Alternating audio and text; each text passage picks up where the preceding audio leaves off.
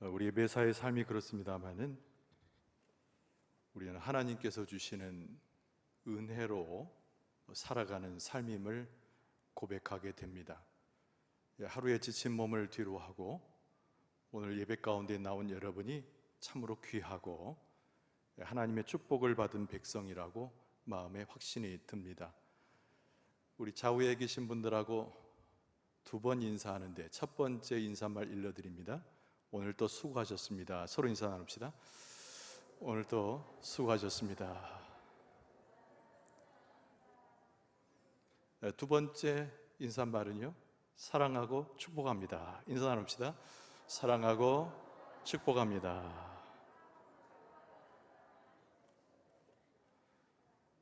오늘도 하나님께서 큰 은혜를 준비하셔서 말씀을 함께하는 우리들에게 또 말씀과 그 은혜 가운데 큰 축복을 허락하실 줄로 믿습니다. 오늘 시편 3편 5절 이하의 말씀으로 두려움보다 믿음입니다 라는 제목으로 은혜를 함께 나누고자 합니다. 카프만이라고 하는 유명한 여성 작가가 있습니다. 이 사람이 쓴 책에 광야의 샘이라고 하는 책이 많이 소개되고요, 또 이 사람의 이 광야의 샘이라고 하는 하나의 글귀를 가지고 많은 사람들이 인용하고 감동을 받은 적이 있습니다. 그 광야의 샘이라는 글 가운데 누에고치 이야기가 나오는데요, 아마 아시는 분은 익히 들었을 만한 내용의 줄거리죠. 그의 글에 이렇게 시작합니다. 한 꼬마가 있었는데요, 그 꼬마가 유심히 관찰하는 무엇이 있었다는 거예요. 그것이 다른 것이 아니라 누에고치에서 조그만 나비가 나와서 나비로 다시 태어나는 장면을 관찰하는 꼬마 이야기입니다. 누에고치라고 하는 것이 실로 이렇게 묶여져 있어 가지고 끝에 조그만 바늘구멍만한 게 나 있는데요, 유충이 자라나 가지고 나비가 되는데 아주 작은 나비가 그 누에고치에서 나와서 헐헐 날아가야 나비의 모습을 갖습니다. 근데 그 누에고치에서 나오는 그 입구 출구가 아주 바늘구멍만 이렇게 작은 거예요. 어떻게 보면 어미의 산모, 산통을 지나서 아기가 태어난 것과 유사하게 됩니다. 근데 아이가 이렇게 관찰해 보니까 여러 녀석이 그 숨구멍만한, 바늘구멍만한 그 조그만 구멍을 통해서 막 몸부림치며 나오는데 제법 신기하게도 나올 수 없었던 것 같은 그 조그만 구멍에서 작은 나비들이 나와서 홀홀 나는 장면이 참 신기했어요. 근데 꼬마가 이렇게 보는데 한 누에고치에서 그 유충이 작은 나비로 변한 생물체가 나오는데 좀 어려워 보이는 거예요.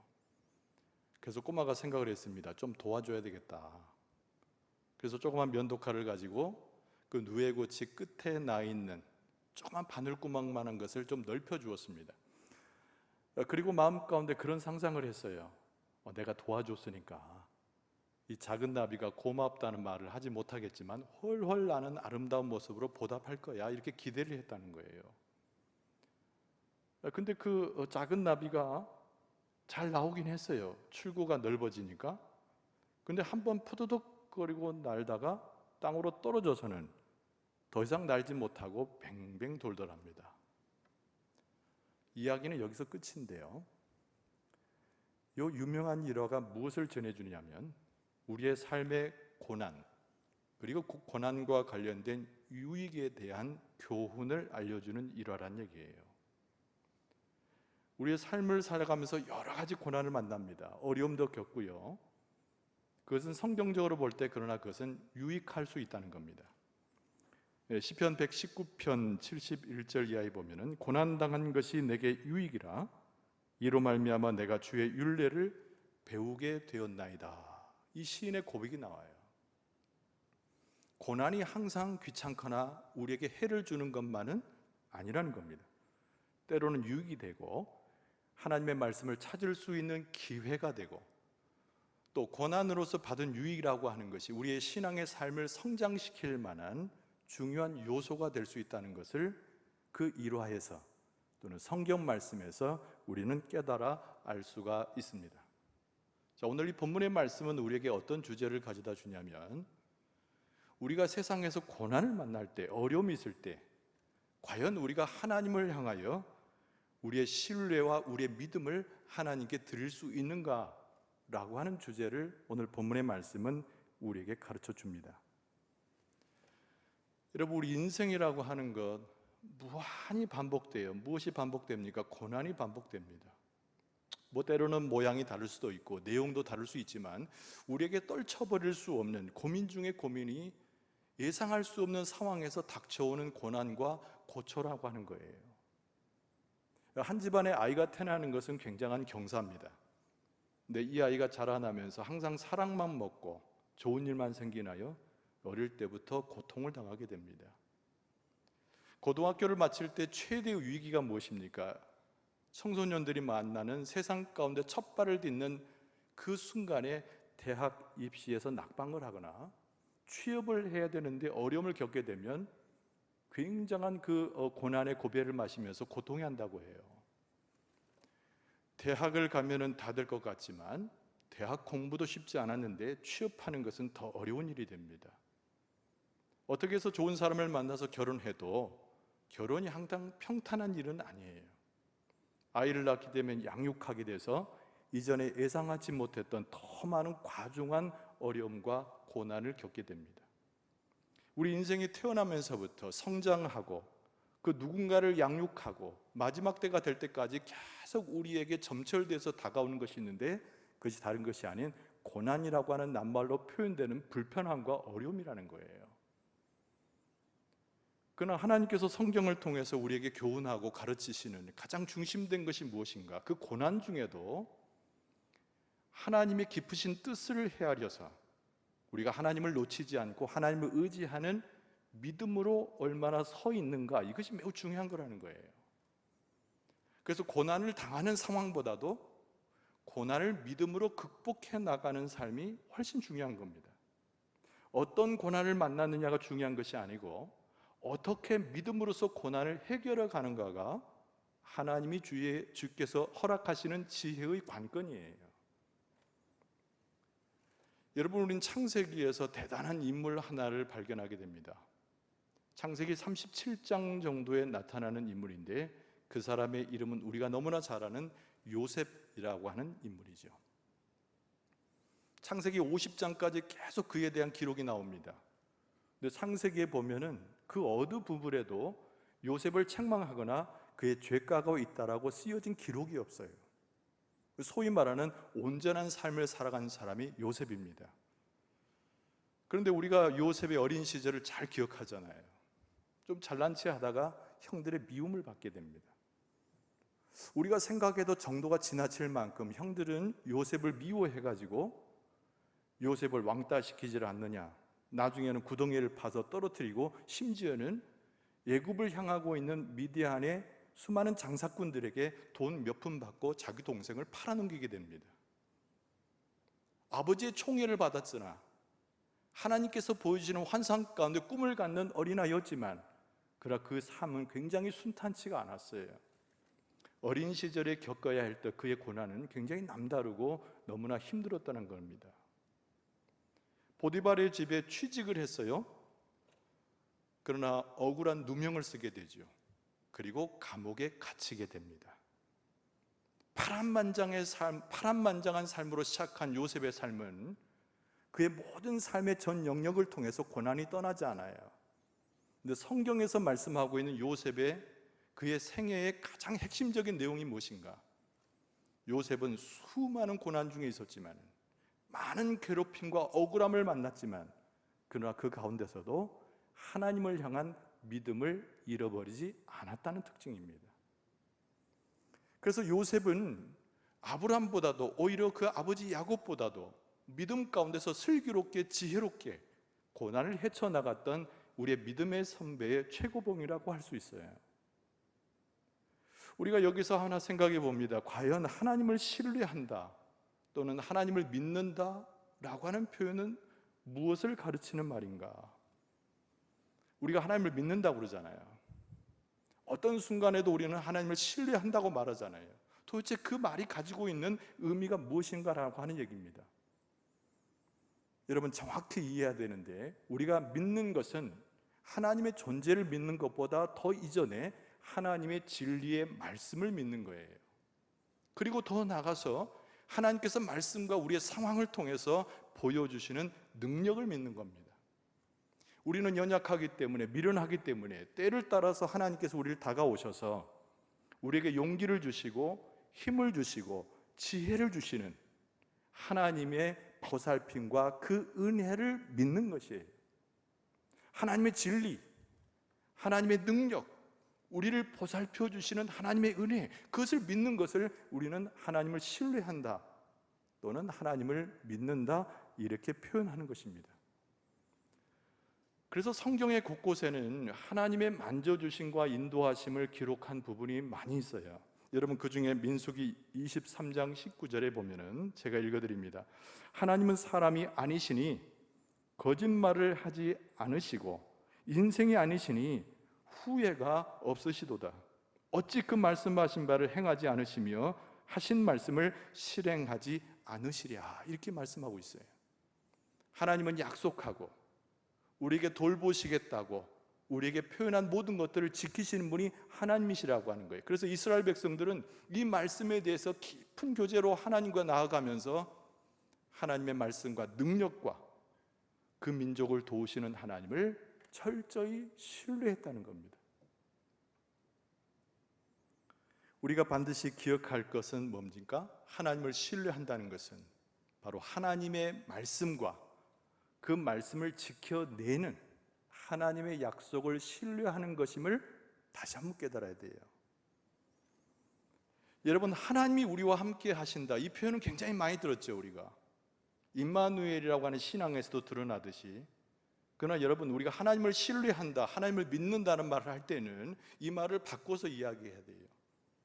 우리가 하나님과 함께 있는 것입니다.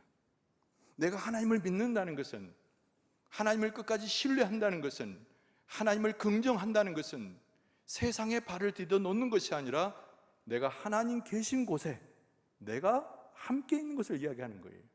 하나님께서 나아가는 곳에 내가 하나님을 따라가는 것을 이야기하는 거예요. 하나님이 역사하시는 곳에 내가 이방 백성 가운데 있는 것이 아니라 믿음의 자리로 나아가서 하나님 계신 곳에 내가 있는 것을 이야기하는 겁니다.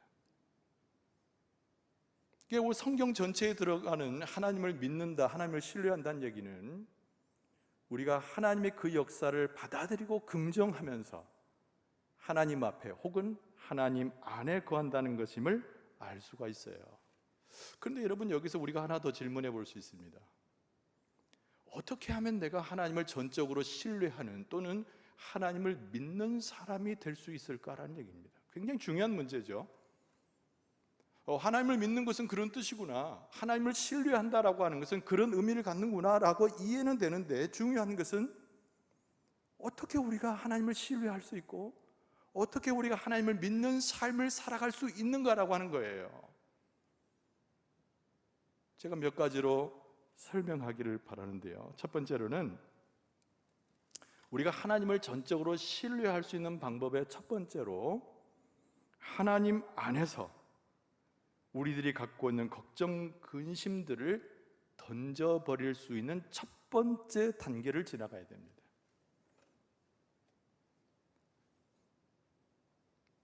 여러분, 의심 많은 도마 다음으로 의심 많았던 사람이 베드로예요.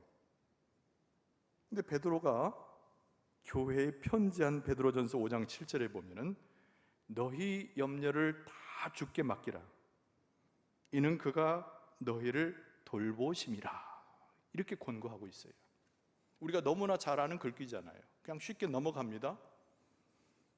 그러나 베드로는 자기 평생의 삶 동안 하나님을 만나는 믿음의 체험 가운데서 이 말씀으로 권고했던 거예요. 베드로는 무엇을 마음에 염두에 두고 하나님 앞에 맡기는 우리의 신앙을 강조했을까? 여러분, 그건 다른 것이 아니라 우리가 하나님 앞에 겸손히 설 수밖에 없는 존재임을 먼저 강조한 겁니다. 교만한 사람은 자기 손에 주어진 것을 놓지 않아요. 하나님의 축복으로 여기지 않냐고 자기가 일한 대가라고 여기는 사람은 자기가 축적했던 것들을 자랑스러워하지 절대 놓아주지 않습니다. 베드로가 생각하는 것은 우리가 하나님께 모든 것을 맡길 수 있고 세상의 것을 버릴 수 있는 유일한 우리의 마음의 근거는 겸손이라고 하는 것을 알았던 거예요. 하나님 앞에, 그리스도 앞에 겸손할 수 있는 사람이 세상으로 몇 가지 얻었던 모든 것들을 오히려 버릴 수 있는 용기를 가질 수 있음을 강조하고 있는 겁니다. 우리의 믿음은 어디서 나오는가? 하나님을 전적으로 신뢰하는 것은 어디에서 나오는가? 하나님을 의지하는 것인데, 하나님 앞에 진실로 겸손의 마음을 가진 사람이 세상을 등지고 손에 있는 것을 내려놓고 내게 근심을 주고 유혹을 주는 모든 것들을 뿌리친 채 하나님께 모든 심령과 우리의 삶을 드리고 의지할 수 있다라고 하는 거예요. 그러니까 우리가 신뢰할 수 있는, 하나님을 신뢰할 수 있는 사람이 되기 위해서, 믿음을 갖기 위해서 주님 앞에 서는 사람은 어렵다고 느껴지는 이 상황이지만 지극히 겸손한 마음을 가지고 하나님을 전적으로 의지하는 이 단계로 처음 들어가는 사람이 하나님을 하나님을 향하여 철저히 믿음을 가질 수 있는 사람이 된다는 거죠. 우리의 염려가 어디서 옵니까? 우리의 걱정이 어디서 옵니까? 세상적 욕심과 세상의 마음을 두는 허탄한 것에서 우리의 욕심과 우리의 근심과 걱정이 오는 거예요. 그래서 우리 바로 옆에 하나님이 계셔도, 나와 더불어 동무되기를 원하시는 하나님이 계셔도 그 욕심이 우리의 눈을 멀게 하고 우리의 삶 자체를 세상을 쫓아가게 함으로 하나님을 의지하는 것에 실패하게 만드는 겁니다. 한번 따라서 합시다. 하나님 안에서 우리의 걱정, 근심들을 버릴 수 있어야 합니다. 우리가 하나님 앞에서 믿음을 갖고 하나님을 전적으로 신뢰하려면 우리가 두 번째 하나 더 생각해 볼 수 있어야 돼요. 그것은 뭐냐면 매일 하나님의 말씀에 접속하고 그 주시는 말씀에 순종할 수 있어야 됩니다. 많이 듣는 얘기지만 듣는 것으로 족하지 않고 실질적으로 우리의 삶에 경험할 수 있어야 돼요. 우리는 흔히 입버릇처럼 이야기합니다. 성경을 읽어야 되는데, 하나님의 말씀을 많이 알면 좋겠어. 근데 실천하지 않죠. 우리가 하나님의 말씀을 심령에 새길 때는 하나님의 말씀을 보고 읽고 그 약속들을 우리 안에 받아들이는 과정이 필요합니다. 그러기 위해서는 우리가 하나님께 뭔가를 드려야 돼요. 뭘 드립니까? 내가 가지고 있는 24시간 중에 하나님 앞에 드리는 시간을 따로 떼어 놓아야 돼요. 내 시간을 들여서 하나님의 말씀을 묵상하는 시간으로 삼고 내 시간을 들여서 말씀을 통하여 하나님을 만나는 사건을 만들어가야 된다는 거예요. 그랬을 때 그 말씀이 우리 안에 들어오고 그 말씀 속에 나를 향한 혹은 우리를 향한 하나님의 약속을 발견케 하는 지혜가 숨어져 있습니다. 우리가 하나님의 말씀을 이렇게 묵상하다 보면 얻을 수 있는 유익들이 참 많은데요, 그 첫 번째 유익이 뭐냐면은 하나님의 신실하심을 말씀 속에서 발견하게 되는 거예요. 여호와라고 하는 하나님의 이름이 있잖아요. 야훼라고도 합니다. 근데 그 여호와라는 말의 본뜻은 신실하신 하나님이란 뜻이에요. 근데 그 신실성은 어디서 왔느냐면은 하나님은 한번 약속하셨으면 그 약속을 이행하신다는 신실성입니다. 우리가 생각으로 그것을 간파할 수 없고 우리의 판단으로 그 하나님을 이야기할 수가 없어요. 무엇으로? 하나님의 말씀을 묵상하면서 그 말씀 속에서 하나님의 신실성을 보고 체험해야 그 신실하신 하나님을 고백할 수 있는 겁니다. 우리가 하나님의 말씀을 읽다 보면 신실성 위에도 하나님의 마음을 알게 돼요. 하나님은 영이시잖아요. 우리는 육체를 가지고 있습니다. 하나님과 우리 사이에는 건널 수 없는 강처럼, 막힌 담처럼 뭔가 한계가 있어요. 근데 우리는 하나님의 마음을 알 수 있는 영적인 존재입니다. 무엇을 통해서? 하나님 주신 말씀을 통해서. 여러분, 우리도 서로 만나다가 우리가 서로의 마음을 어떻게 읽습니까? 그 사람이 하는 말을 들어봐야 되죠. 그 사람이 하는 말 가운데 행동을 살펴봐야 되겠죠. 그 사람과 사귀어 봐야 그 사람이 어떤 마음을 가지고 있는지를 알 수가 있습니다. 하나님과 우리의 관계도 유사해요. 하나님의 말씀을 깊이 보고 그 말씀 가운데 신실하신 하나님뿐만 아니라 하나님이 행하시는 족족들과 하나님이 우리에게 주시는 약속들을 보면서 하나님의 마음을 읽어낼 수 있는 것입니다. 우리의 신뢰성, 하나님을 믿는 믿음이 그 하나님의 말씀을 묵상하는 가운데 나도 모르게 하나님이 우리에게 주어지는 것으로 그 믿음이 자라나고 큰 믿음이 되어질 수 있는 것입니다. 기억해야 돼요.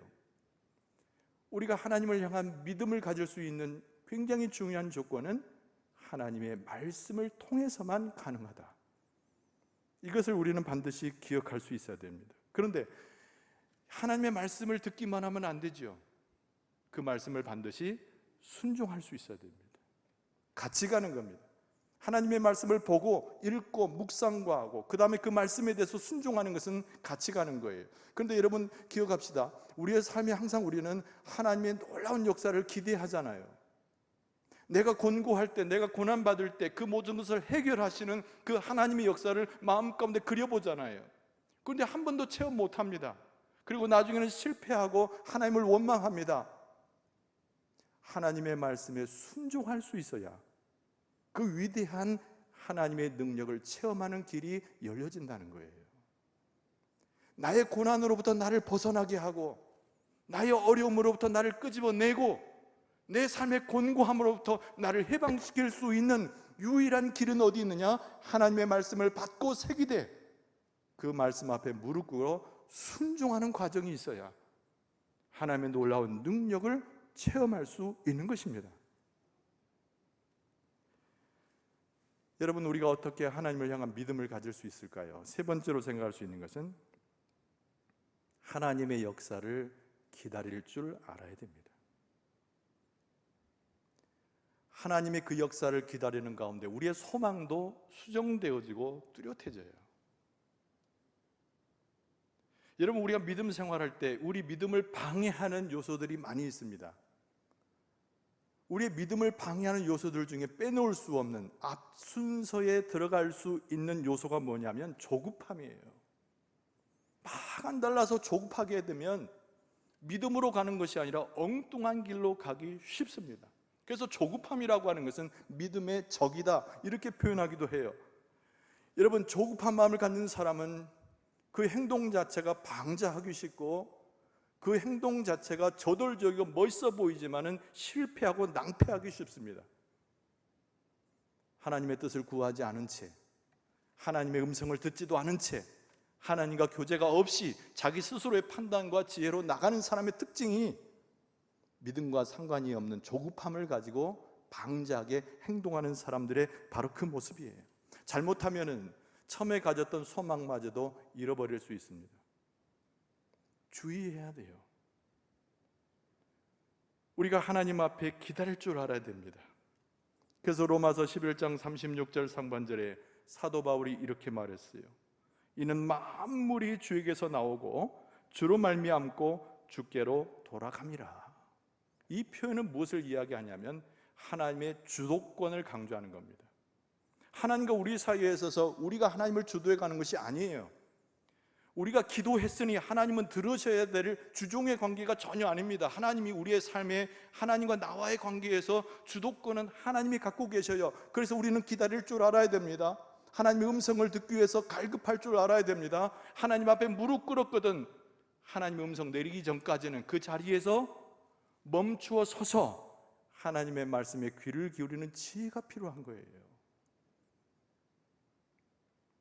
사도 바울이 말했다니까요. 모든 만물이 주에게서 나오고 모든 것이 다 주께로 돌아가는 것이다. 우리는 그 하나님의 역사와 행하심의 역사에 순종하고 머리를 숙일 따름이지 우리가 하나님을 조종하는 것이 아니라는 거예요. 하나님을 향하여 믿음을 가질 수 있는 사람, 하나님을 끝까지 신뢰할 수 있는 사람은 다름 아닌 하나님의 말씀을 듣기 원하여 기다릴 수 아는 사람입니다. 참아 인내하여 하나님의 음성이 온전히 내 안에 들어올 때까지 갈급함으로 전적인 신뢰 가운데 무릎 꿇을 수 있는 사람이 하나님을 믿는 사람이고 하나님을 신뢰할 수 있는 사람인 거예요.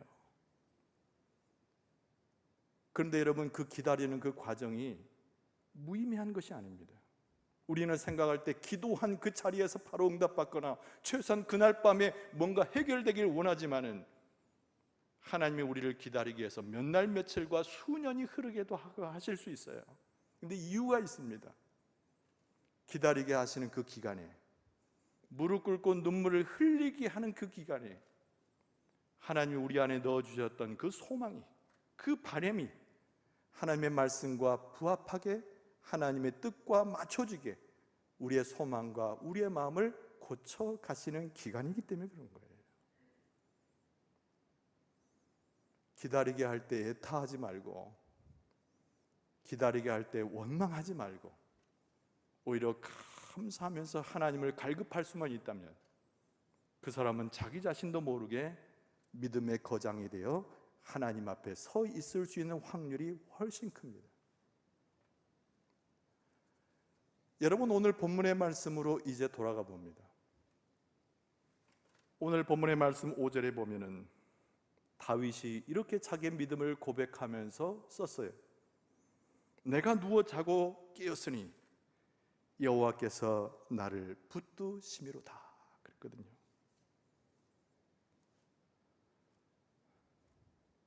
여러분, 다윗은 성군이자 그 누구도 부정할 수 없는 최고의 믿음의 사람이에요. 그러나 여기서 우리가 한 가지 짚어야 할 것은 다윗과 우리가 다르지 않다는 겁니다. 엘리야가 우리와 성정이 같다라고 하는 성경의 표현처럼 다윗도 우리하고 다를 바 없는 육체의 한계를 가진 사람이에요. 자기 평생 전쟁터를 떠나지 않았습니다. 갑옷을 벗을 날이 없었어요. 바꿔 말하면 전쟁의 살기등등한 가운데서 그가 염려와 근심을 완전히 떨쳐버릴 수는 없었다는 겁니다. 그러나 다윗이 경험했던 그 하나님의 은혜의 역사는 온전히 떨쳐버릴 수 없는 근심과 걱정이었으나 그것이 최소한으로 남고 가장 적은 것으로 존재하도록 하나님의 은혜를 입은 것은 분명합니다. 전쟁터에서 갑옷을 입고 자야 하는 이 다윗은 표현으로 말하면 발끝에 조금은 근심이 남은 채 밤에 유숙해야 했을 거예요. 그러나 다윗은 오늘 뭐라고 고백합니까? 내가 누워 자고 깨었는데 이것이 여호와께서 나를 붙드심의 증거라는 거예요. 전쟁터에서 모든 책임을 져야 하는 왕으로서 불안에 휩싸여 잠을 잘 수 없었음에도 하나님께서 내게 쉼의 평안을 주셔가지고 갑옷을 입었으나 나는 누워서 쉬는 자가 되었다라는 거죠. 거리낌이 없는 잠, 오늘 본문의 말씀에 등장하는 다윗을 묘사할 수 있는 표현입니다. 잠을 자는데 거리낌이 없어요. 왜 그럴까요? 육체가 피로해서 자는 잠이 아니라 하나님께서 다윗을 사랑하심으로, 다윗을 붙드시고 보호하심으로 그에게 사랑하는 자여 너에게 잠이 있으라 말씀하시는 것과 같이 사랑하는 자에게 진정한 쉼을 하나님이 주셨기에 그는 잠자리에 편하게 들어갈 수 있었던 거예요. 여기에 나오는 5절에 나오는 다윗의 잠을 다른 말로 표현하면 거룩한 확신의 잠, 이렇게도 표현할 수 있습니다. 눈을 감을 수가 없죠. 적군이 언제 쳐들어올지 모르니까 잠을 잔다 해도 눈을 뜨고 있을 수밖에 없을 거예요.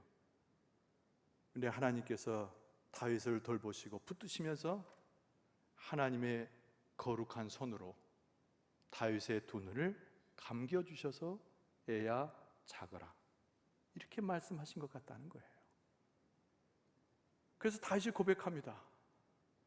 이 전쟁터 가운데서, 적군의 살기가 등등한 가운데서 내가 잠을 잘 수 있는 것은 하나님이 나를 붙드셨기 때문이라는 거예요. 자기만 합니까? 깨었다고 돼 있잖아요. 자고 깨었다라고 돼 있잖아요. 만약 우리 같으면 밤에 어찌해서 잤더라도 깨어나가지고 감당할 수 없는 일을 해야 된다는 상황이라면 눈을 뜨고 싶지 않겠지요. 차라리 죽고 싶을지도 몰라요. 다윗이 만약에 이방 나라의 왕이었다면 그런 심정을 유지했을지도 몰라요. 그러나 다윗은 말합니다. 내가 잘 때도 그러하고 깰 때도 하나님께서 나를 붙들고 계셨다는 거예요. 그래서 내 눈이 떠진 것은 간밤에 하나님의 날개 아래 나를 품어주시고 보호하셨던 그 하나님의 손으로, 그 손길로 내 눈을 뜨게 하셨으니 내가 기쁨으로 눈을 뜨고 소망을 갖고 전쟁터에서도 내 삶을 연장하니 이것이 하나님의 붙드심이 아니고 무엇이겠느냐는 거죠. 오늘 6절 말씀에 뭐라고 말합니까? 천만인이 나를 에워싸 진친다 하여도 나는 두려워하지 아니하리다 그랬어요. 여기서 말하는 천만인이라고 하는 것은 다윗과 이스라엘을 위협하는 수많은 군대의 사람들을 가리키는 것입니다. 물론 이 3편은 압살롬의 반역과 관련이 있지만 넓은 의미로 보면은 다윗과 그의 왕국을 멸하려고 하는 수많은 이방의 적들을 통칭한다고 볼 수가 있어요. 천만인이 나를 에워싼다고 그랬습니다. 이스라엘은 작은 나라예요. 군사의 숫자도 적을 뿐만 아니라 평상시에는 농사일을 하다가 전쟁이 나면 소집되어는 오합지졸 같아요.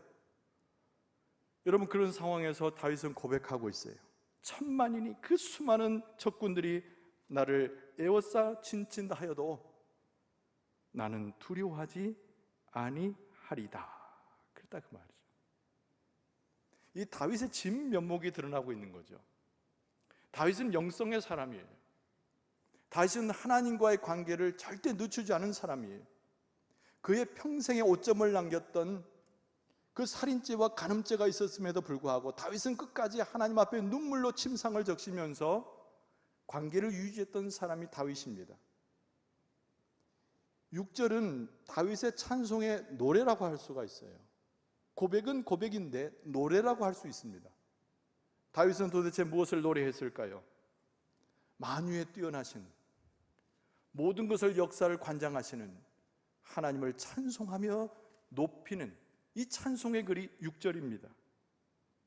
다윗은 전쟁터에 나갈 때마다 한 번도 기도 없이 나갈 때가 없었어요. 항상 기도합니다.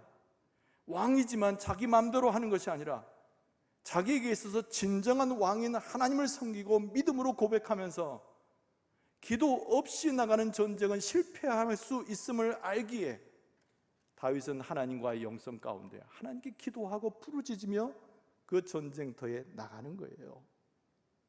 여러분, 다윗이 전쟁터로 나갈 때 무릎으로 시작하고 큰 소리로 하나님의 이름을 부르며 나가는 다윗의 모습이 상상이 됩니다.